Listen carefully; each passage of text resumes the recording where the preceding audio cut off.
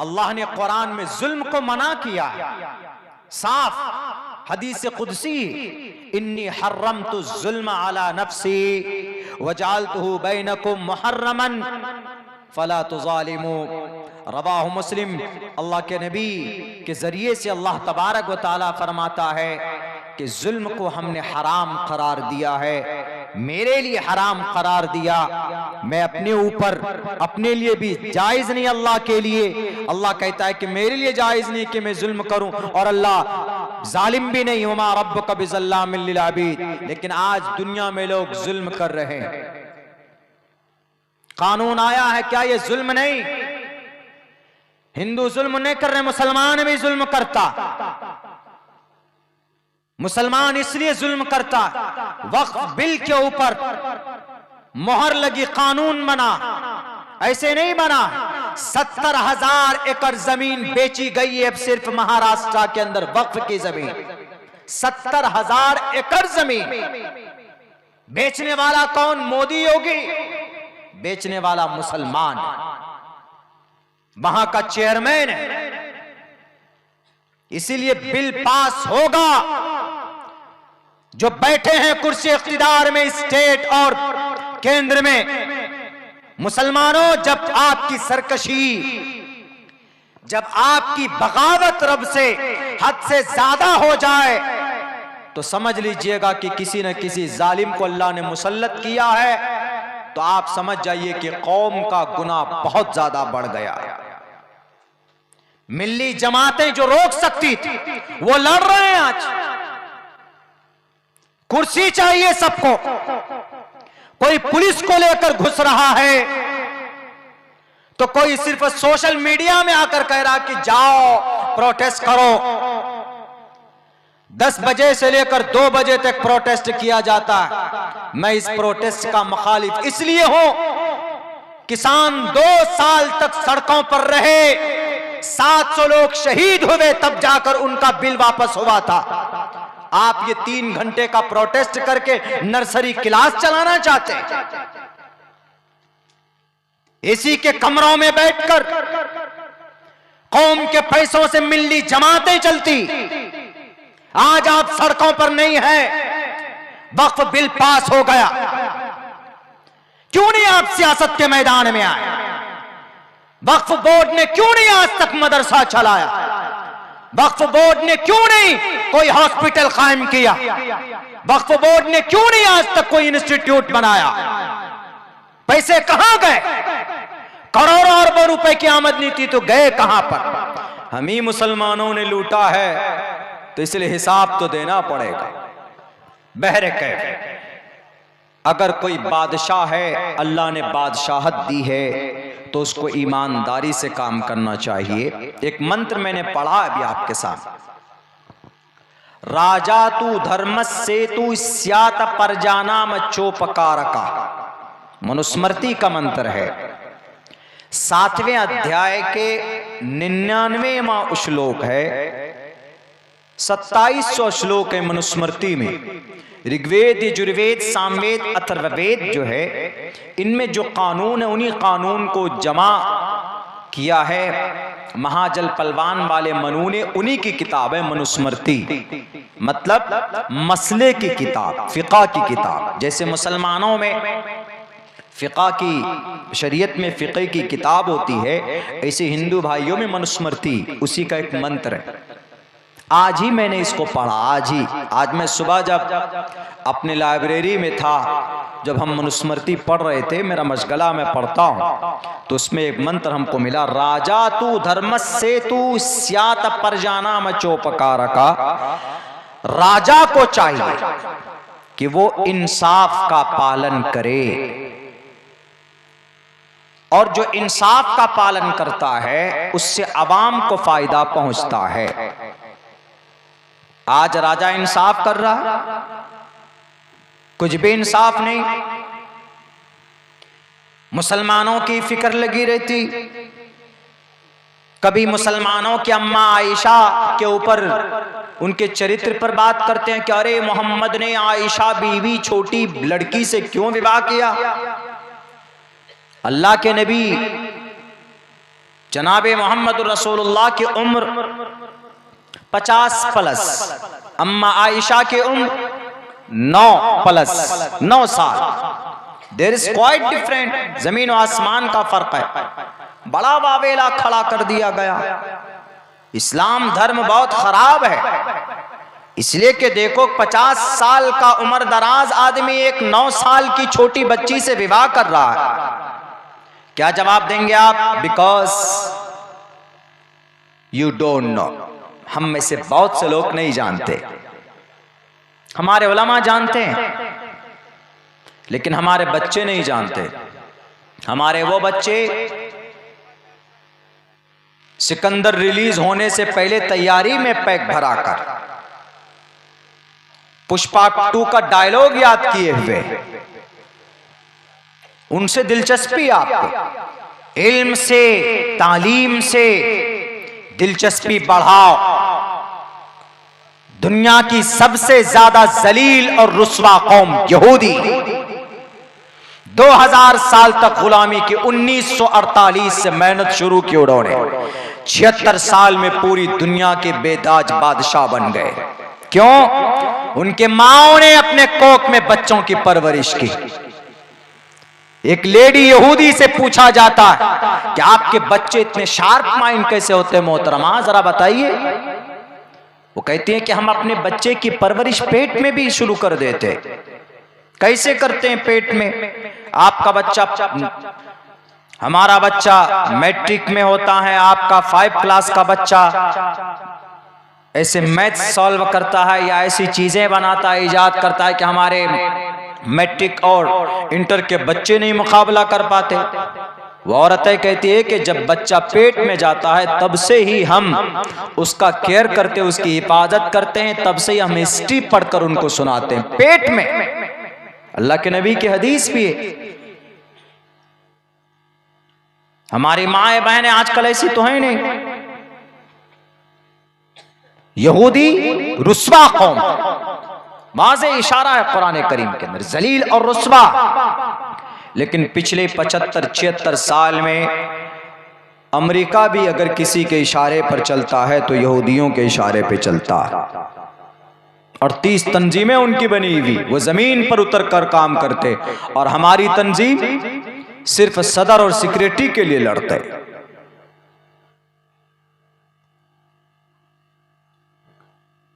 मेरे नौजवानों, क्या जवाब देंगे? अम्मा आयशा की कीचड़, उनकी जात पर कीचड़ अगर कोई उछाले तो क्या जवाब दोगे? जब इस मसले पर अभी पिछले साल में बड़ा वावेला हुआ, हमसे कहा गया कि आप जाइए, आप भी कुछ बोलिए। हमने कहा कि हम क्या बोलेंगे? कुरान और हदीस की तशरीह करोगे तो वो कुरान और हदीस को मानता ही नहीं। भला आप कुछ कीजिए। तो हमने जब रिसर्च किया, आप भी कर सकते, आप में से कुछ लोग अगर करते होंगे तो जानेंगे। जो लोग उस किताब को मानते हैं, हमने उनकी किताबें पढ़ी तो वहां पर साफ लफ्जों में लिखा हुआ, ये जो जितनी भी नफरतें हैं, ये जितनी भी बातें हैं, ये जिहालत की वजह से। तालीम अगर होगी तो नफरतें घटेंगी, जानकारी और ट्रूथ और हकीकी बातें सामने आएंगी। त्रिशदशो दश वर्षा भार गोविंदे ने नग्निकाम एकविंशति वर्षा बा सप्रा वर्षा बापनुयात। 30 बरस का लड़का 10 बरस की लड़की से विवाह कर सकता है। त्रिशदशो दश वर्षा भार गोविंदे ने नग्निकाम एकविंशति वर्षा, 21 बरस का लड़का 7 बरस की बात सप्रा वर्षा बापनुयात, 7 बरस की लड़की से विवाह कर सकता है। महाभारत में लिखा। महाभारत में जब 7 बरस की लड़की की शादी हो सकती, तो अम्मा आयशा की उम्र जब रुखसती हुई थी तो उस वक्त 9 साल की थी। अगर यह श्लोक पढ़कर उन लोगों को बताया जाए जो सड़कों पर निकल पड़ते हैं, नारे लगाते हैं जय सार के, कि तुम्हें चीखने की जरूरत नहीं, तुम्हें नबी को उनके शान में तौहीन आमेज़ कलिमात कहने की जरूरी नहीं, पढ़ो अपने ग्रंथों को। लिखा हुआ है साफ लफ्जों में, कोई बहस नहीं करना, कुछ नहीं करना है। इसीलिए कहा गया कि तालीम एक ऐसा हथियार है, education is the most powerful weapon which you can use to change the world. आप दुनिया की दिशा को बदल सकते हैं। जिन लोगों को जो नॉलेज नहीं है, जानकारी नहीं, दंगे भड़काते हैं सिर्फ एक थैली शराब की। मैं जानता हूं सियासत के मैदान में ऐसे भी लोग आपको मिल जाएंगे। सिर्फ 100 रुपए दे दीजिए, पूरे दिन जो चाहे आप उनसे करवा लीजिए। ऐसे भी लोग हैं, जानते नहीं। अगर वो बच्चा पढ़ा लिखा होगा तो कुछ काम करेगा और फिर इन नफरती झगड़ों में नहीं पड़ेगा। कहां औरंगजेब, कहां मुस्लिम पर्सनल लॉ के जो एहतजाजात हैं वक्फ के ताल्लुक से। बहुत से लोग वक्फ बिल की समर्थन में चले गए, हमारे हिंदू बिरादरी के लोग। उन्हें नहीं मालूम है कि वक्फ जो है, वक्फ की ये प्रॉपर्टी हमारे अकीदे से ताल्लुक रखता, हमारी मजहबी चीज। Article number 26, freedom to manage religious affairs, to establish and maintain institutions for religious and charitable purpose. Article number 26 के लाइन ए में लिखा, क्या लिखा है कि कोई भी मजहबी एतबार से कोई खैरात कर सकता है, सदका कर सकता है, अल्लाह के लिए दे सकता है। 9 लाख एकड़, 9.5 लाख एकड़ जमीन भारत के अंदर मुसलमानों ने डोनेट की है अल्लाह के नाम पर। उस जमीन को हड़पना चाहते हो, उस जमीन को लूटना चाहते हो। बिल लाना है तो रेपिस्ट के खिलाफ लाओ, बिल लाना है तो अदानी के खिलाफ लाओ, बिल लाना है तो मेहुल चोकसी के खिलाफ लाओ, बिल लाना है तो विजय माल्या के खिलाफ लाओ। ये अपने खुदाओं के खिलाफ नहीं लाएंगे। क्यों? क्योंकि उनसे उनको फायदा। बस एक ही मुद्दा रह गया, मस्जिद कहां है, मदरसा कहां है, मकतब कहां है। जय श्री राम का नारा लग रहा है कि नहीं लग रहा है, वंदे भारत बोल रहे हैं कि नहीं बोल रहे हैं। मेरे भाइयों, मेरा ये पैगाम सिर्फ मुसलमानों के लिए नहीं है, हिंदू भाइयों के लिए भी है। इसलिए कि हिंदू भाइयों की एक ग्रंथ है, उसके अंदर भी ये कहा गया है कि अपने बच्चों को पढ़ाइए, अपने बच्चों को तालीम दीजिए। अगर आपका बच्चा पढ़ेगा, आपका बच्चा तालीम याफ्ता होगा, तो आपके बच्चे के अंदर ईश्वर का गुण आएगा। बहुनाम जन्मनामन्ते ज्ञानमान माम परपद्यते वासुदेवा सर्वमिति समहात्मा सुदुर्लभः उदारा सर्व एवैते ज्ञानी तात्मेव मयि मतम् आस्थितः सही युक्तात्मा मामेवामुत्तमां गतिम्। श्रीमद् भगवत गीता में तालीम की अहमियत पर यह मंत्र है, यह श्लोक है। बहुनाम जन्मनामन्ते ज्ञानवान माम। अगर किसी इंसान में ज्ञान आए ईश्वर के बारे में, तो इस मंत्र में यह कहा गया कि गोया वो इंसान नहीं, वो ईश्वर है। क्यों? क्योंकि उसमें ईश्वर का ज्ञान है। तो इसलिए अब क्या करें? तो उसका सम्मान करो, उसका एहतराम करो। उदारा सर्व एवैते ज्ञानी तात्मेव महिमतम आस्थिता संयुक्तात्मा मामेवामुत्तमां गतिम्। यही वजह है कि हिंदू भाइयों में जो महाराज लोग होते, जो शंकराचार्य होते, शंकराचार्य 4 ही होता भारत में। जो शंकराचार्य सबसे बड़ा आलिम, सबसे बड़ा धर्मगुरु वही हुआ। तो वो उनको कभी कभी उनको दूध से नहलाकर पीते हैं। हमारे यहाँ कोई मुफ्ती साहब, मौलाना साहब, हाफिज साहब, कारी साहब को वो अहमियत नहीं देते। मुल्ला जी होगा, मौलाना साहब होगा। रमजान के मौके में रसीद लेकर पहुंच गए तो पीछे वाले दरवाजे से भाग जाते, मौलवी साहब आ गया। देखना नहीं चाहते कुछ लोग, सब नहीं, बहुत से मुतक़िद भी होते हैं। ऐसा हिंदू समाज में नहीं।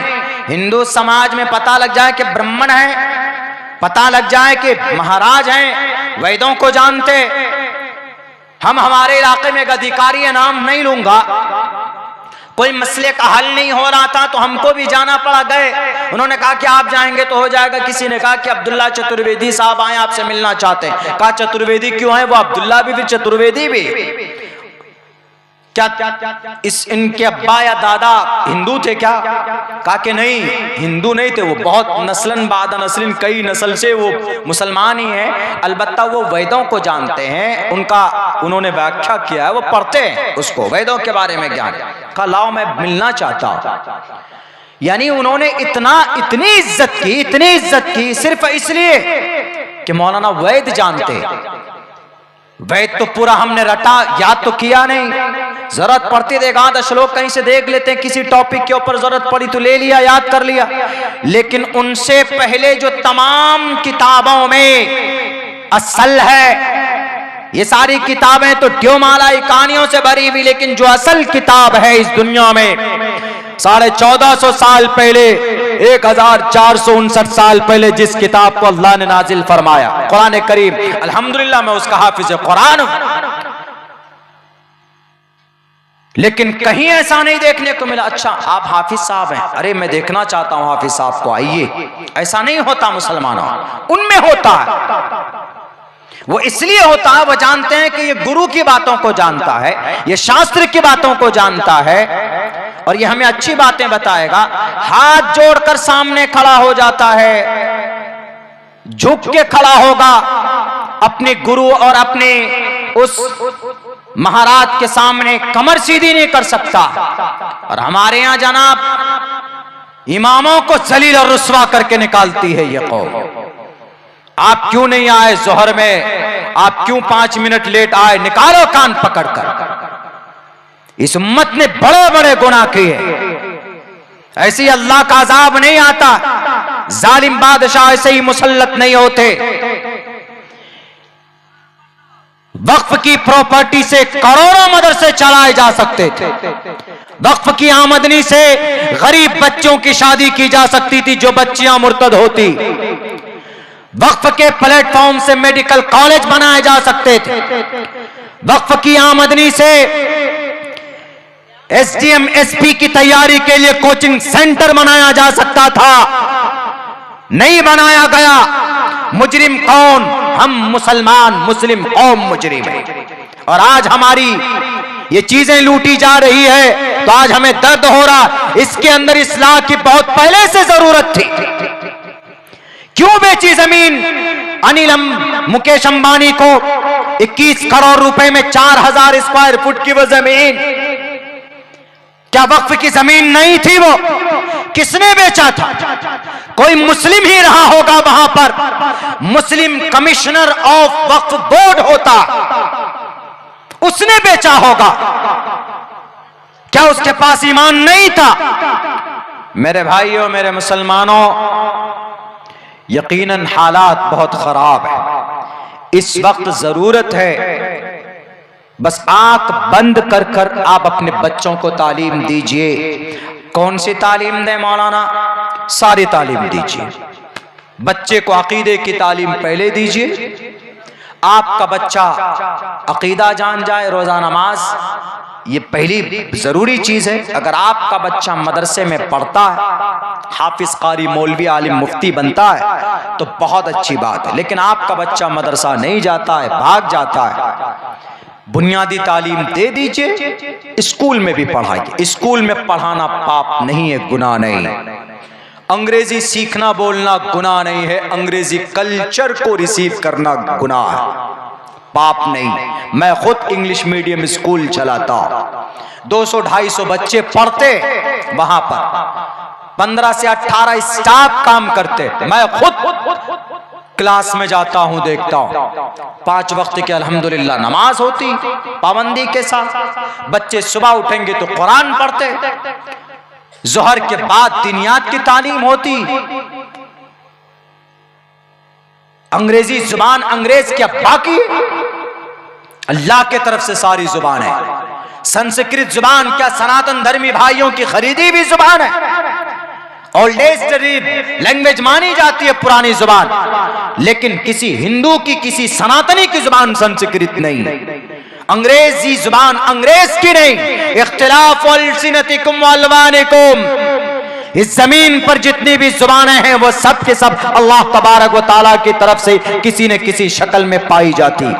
उर्दू जुबान है, क्या मुसलमानों ने अपने पेट से निकाल कर दिया? उर्दू जुबान है भारत के अंदर, ये कई जुबानों को मिला करके ये जुबान तैयार की गई है। फारसी भी है, अरबी भी है, हिंदी भी है, संस्कृत भी है, संस्कृत भी है। इसमें गिरे मंतरी, गिरे संस्कृत, गुरु हम मंतरी।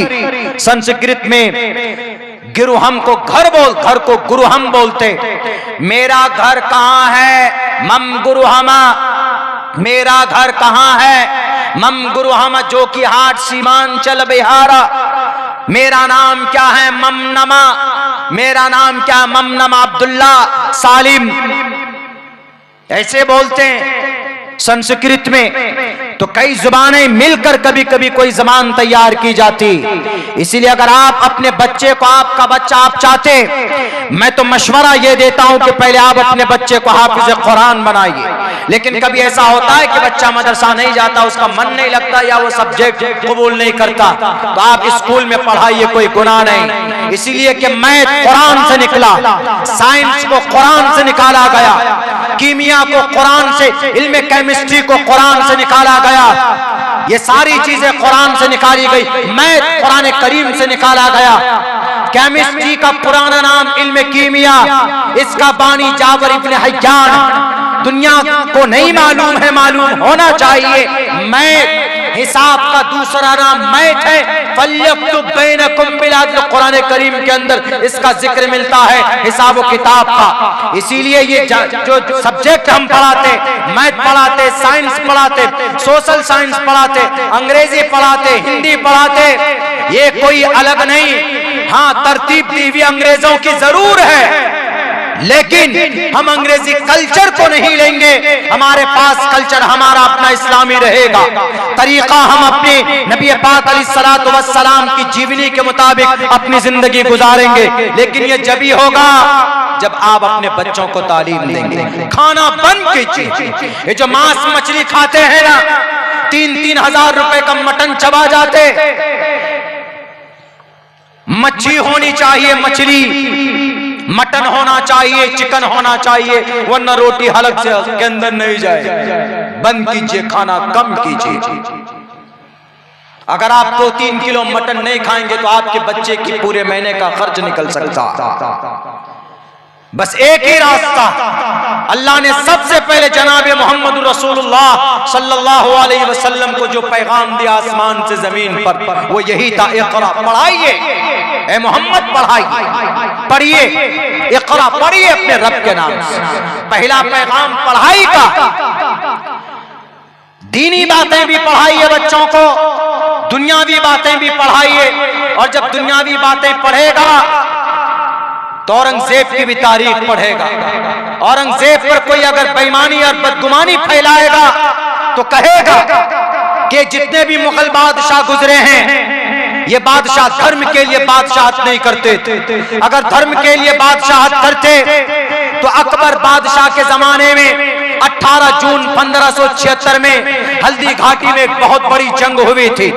उस जंग में अकबर बादशाह नहीं था, उस जंग के अंदर अकबर के तरफ से मान सिंह था, और मान सिंह की कमांडरी में सामने महाराणा प्रताप की फौजें थी, और महाराणा प्रताप के उसके फौज का कमांडर था हकीम खान सूर। 67 जंगें लड़ी है किसने? मान सिंह, अकबर के तरफ से।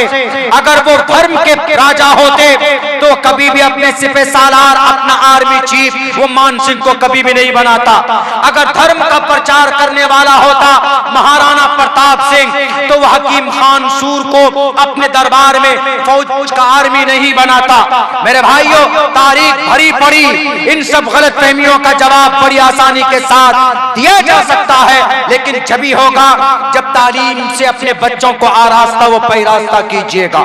इसलिए मैं समाज के माँ बहनों से भी कहता हूँ, आप तमाम हजरात से मैं यही गुजारिश करता हूँ, अपने बच्चों को पढ़ाने की कोशिश कीजिए। इंशाअल्लाह हम सड़कों पर अगर उतर कर नहीं मुकाबला कर सकते, कानूनी एतबार से हम इंसाफ नहीं ले सकते, तो जहाँ से इंसाफ मिलता है वहाँ तक अपने बच्चों को पहुँचाने की जरूरत है। हमारा कोई भी मस्जिद का केस होगा तो वकील हमारा होना चाहिए, जज सुप्रीम कोर्ट में, हाई कोर्ट में हमारा होना चाहिए, वहां तक पहुंचने की जरूरत है। डिस्ट्रिक्ट के अंदर सारी चीजें डीएम के हवाले करने की कोशिश की जा रही है वक्फ की प्रॉपर्टी का, तो आप अपने बच्चों को पढ़ाओ, इतना पढ़ाओ कि आपका बच्चा आईएएस बने। आईएएस टॉपर बनेगा तो डीएम आपका बच्चा बनेगा। कम से कम डीएम आपका बच्चा होगा तो वक्फ की प्रॉपर्टी का कोई भी मसले के अंदर धांधली नहीं करेगा। 3 से 4% आईएएस के अंदर रिजर्वेशन है, यानी 100 बच्चा अगर उनमें से पास हुआ आईएएस में तो उनमें से 4 बच्चा या 3 बच्चा मुसलमानों का होना चाहिए। हम नहीं दे पाते इतना बच्चा। पढ़ाइए अपने बच्चों को, एक इनकलाब पैदा कीजिए तालीम के मैदान में। इंशाअल्लाह तबारक व तआला जरूर अच्छे दिन आपके आएंगे, इसलिए कि अल्लाह तबारक व तआला ने आपको वअंतुमुल आलौन कहा, तुम ही सरबुलंद रहोगे।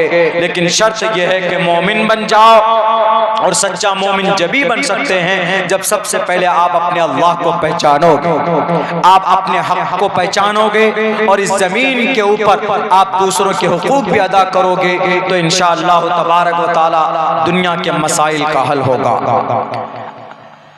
मैं समझ गया हूँ, चूंकि मेरा भी मन नहीं कर रहा है बात करने का, इसलिए कि बातें जो होती है वो सामने वाले की ही उस पे होती। चूंकि वक्त बहुत हो चुका है, 1:30 बज चुके हैं, शायद कुछ बेतरतीबी आपके प्रोग्राम की कुछ रही होगी। बहरे कैफ कोई ज़रूरी नहीं है कि बड़ा लंबा चौड़ा मजमा हो, मुख्तसर आदमी भी हो तो हम बात कर सकते हैं, लेकिन मुनज़्ज़म तरीके पर हो। बीच में अगर कोई उठ के जाता है तो फिर हमारा दिमाग भी मुंतशिर हो जाता है। कोई मसला नहीं हमारे लिए हजारों का मजमा होना, 2-3 आदमी भी बैठे हों, अगर दिलजमी के साथ बैठकर बातें सुने शौक से तो 2-2 घंटे बातें की जा सकती। हमने किया मात्र 15 आदमी में 2-2.25 घंटे तक बातें हमने की है, बंगाल साइड में कहीं पे। बहरे कैफ इधर का मिजाज शायद 1 बजे तक का है। मेरा भी यही कहना, मशवरा भी यही मैं देता हूँ प्रोग्राम कराने वालों को, हमेशा हर किसी को कहता हूँ कि आप ज़्यादा से ज़्यादा 12 बजे तक प्रोग्राम का एंड कर दीजिए, इख्तिताम कर दीजिए। 8 बजे शुरू कीजिए ईशा के फ़ौरन बाद। मुक़र्रिरीन बहुत ज़्यादा मत बुलाइए, मुख्तसर 2-3 रखिए और 1-1 घंटा दीजिए टाइम उनको। और 8 बजे शुरू कीजिए, 12 बजे तक 4 घंटा काफ़ी होता है, प्रोग्राम का इख्तिताम हो जाना चाहिए। ताज़ा दम होकर लोग बातें सुनेंगे। मेरा बहुत मन था इतिहास के ऊपर बात करने के लिए, चूँकि अभी इतिहास की बड़ी सख्त ज़रूरत है। इस देश के अंदर इतिहास को तो दफन करने की पूरी कोशिश की गई है। कम से कम जलसों के मंच से हमारी बातें रिकॉर्ड हो रही, हमारे एडिटर साथ में हैं, ताकि उनके ज़रिए से भी सोशल मीडिया के में डाले जाते हैं, ताकि उन तक हकीकी बातें सामने आती। अभी वो बात कंप्लीट नहीं हुई थी। हमने जो हवाला दिया था विश्वनाथ के मंदिर बनारस में, कहा जाता है कि विश्वनाथ मंदिर जो बनारस में, उसको औरंगजेब ने तोड़ा। ये गलत है, उसको हिंदू राजा ने तोड़ा, औरंगजेब ने बचाया। किताब का नाम क्या है? पर और पत्थर। इस किताब का राइटर कौन है? डॉक्टर बट्टा सीतारमन। कौन था ये था प्रिंसिपल, पटना म्यूजियम का मोहतमिम प्रिंसिपल था। उसने किसके हवाले से लिखा? Doctor BN Gupta. He was member of parliament 1971, 1971 में वो MP था। उसने लिखा है, उसने क्या लिखा है कि औरंगजेब पर जो इल्जाम लगता है बनारस में कि मंदिर तोड़ा और वहां पर ज्ञानवापी मस्जिद बनाई, बिल्कुल गलत। उन्होंने कहा कि उसने मंदिर को तोड़ा नहीं, बल्कि मंदिर के अंदर जो बुत है शिव जी की, विश्वनाथ की, उसकी मूर्ति को बचाया। कैसे? बड़ा दिलचस्प और है इस वाक़े में। औरंगजेब रहमतुल्लाह अलैह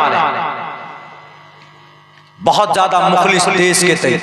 अपने ऊपर उन्होंने 1 रुपए सरकारी खर्च नहीं किया। टोपी बुनते थे, टोपी 4 आना टोपी से बचाया उन्होंने, कमाए। और जब उनके इंतकाल का वक्त आया तो उसी 4 आने से उन्होंने कफन दफन का काम करवाया, वसीयत कर दी थी। और तकरीबन 300 रुपए, 300 आना रुपए और थे उनके फंड में, जो उन्होंने कुरान करीम को लिखते थे, किताबत करते थे अपने हाथों से। उससे वो जो हदिया आया उसको गरीबों में बंटवा दिया। ये थे कौन? औरंगजेब आलमगीर रहमतुल्लाह अलैह।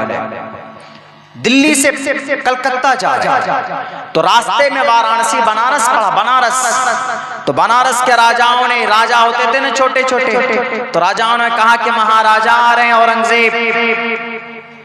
उनको खबर भिजवाया कि बादशाह साहब आप रुक जाइए, पूजा का समय चल रहा है।